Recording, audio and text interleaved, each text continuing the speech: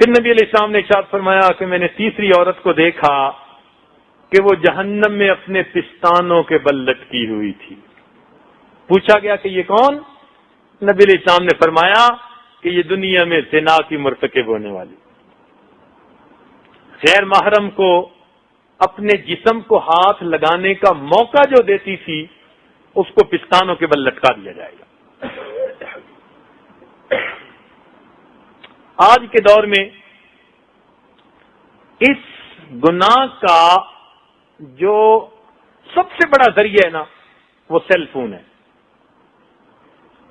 اس گناہ کا اس وقت جو سب سے زیادہ، یعنی ایک زمانہ تھا کہ موسیقی اس کا ذریعہ تھا، پھر ایک زمانہ آ گیا کہ ٹی وی اس کا ذریعہ بن گیا، آج وہ زمانہ ہے کہ سیل فون اس کا ذریعہ ہے.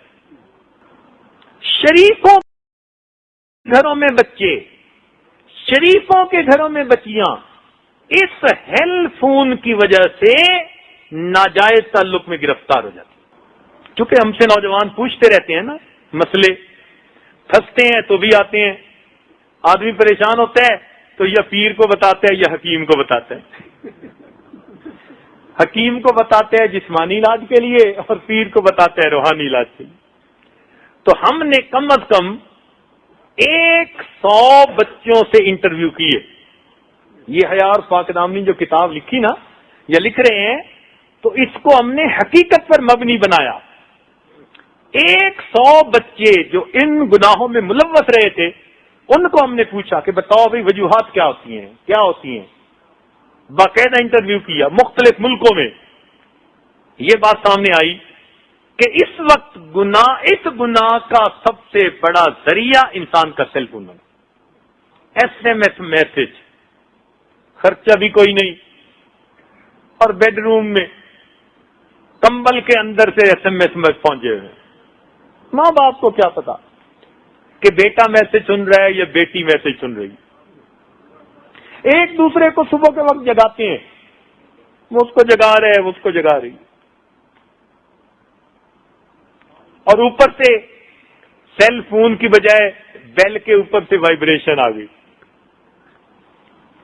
ایک مصیبت کہ اگر ہے بھی صحیح کسی کے پاس تو ساتھ والے کو پتہ نہیں، وہ بس جیسے دل دھڑکتا ہے نا وہ دل ہی دھڑکتا ہے.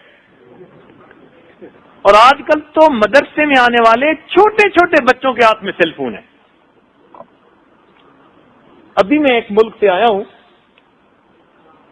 تو وہاں ایک عالم کہنے لگے کہ میں نے اپنی کلاس کے بچوں کی اچانک تلاشی لی تو 9 چھوٹے بچوں کے جیبوں سے سیل فون نکلے. اس لیے یہ چھپا ہوا دشمن ہے. آج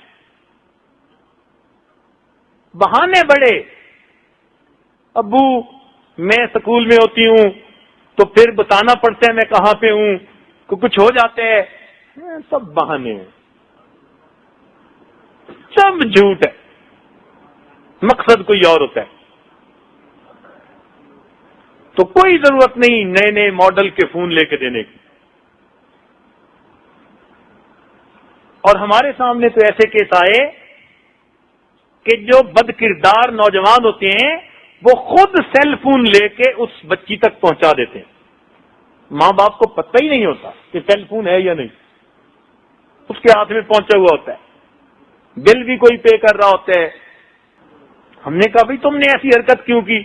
کہنے لگے جی جہاں دل کی بات ہوتی ہے وہاں بل کی بات کیا ہوتی ہے. 2 مہینے پہلے ایک ملک کا سفر کر کے میں آیا.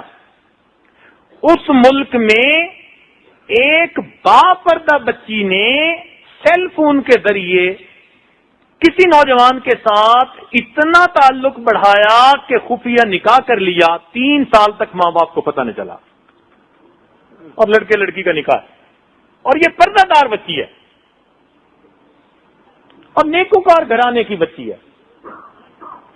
جب یہ واقعات پیش آنے لگے تو پھر سمجھنا چاہیے کہ یہ کس قدر خطرناک چیز ہے.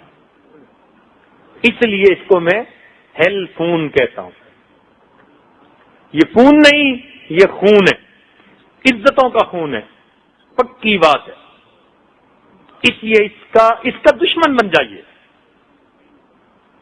اور اس کو بس مقصد کے لیے استعمال کیجیے، اپنے بزنس کے لیے. ہمارے تجربے میں یہ بات آئی اور علم میں یہ بات آئی کہ بندہ بیت اللہ کا طواف کر رہا تھا اور اپنی گرل فرینڈ کے ساتھ بات کر رہا تھا. کیا رونا روئے ہم. اس لیے اپنے گھروں میں سیل فون کا استعمال لمیٹڈ رکھیے، فقط کام کی حد تک، فقط بزنس کی حد تک.